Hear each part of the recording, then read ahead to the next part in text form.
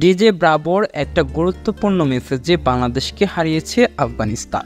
9 wicket পড়ার পর যখন মুস্তাফিজুর রহমান পিচে আসলেন তখন বাংলাদেশের দরকার ছিল 8 বলে 9 রান। তাসকিন আউট হওয়ার পর ডিজে ব্রাভো ফারুকীকে ডেকে নেন তার কাছে এবং কিছু বলছিলেন, হাতের ইঙ্গিতে দেখিয়েছিলেন।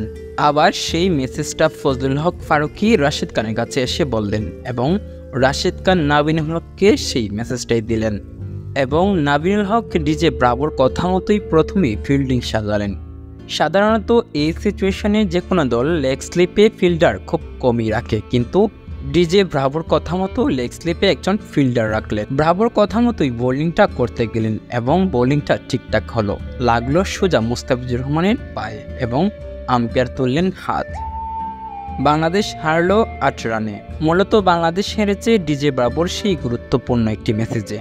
ফজলুল হক ফারুকী সেই মেসেজটা যখন রাশিদ খানকে বললেন, দেন রাশিদ খান নাবিনুল হককে বললেন, আর নাবিনুল হক তার কথা মতোই কাজ করলেন। উল্লাসে মেতে উঠল আফগানিস্তান, আর বাংলাদেশের হাজারো কোটি ক্রিকেট ভক্তের হৃদয় ভাঙল।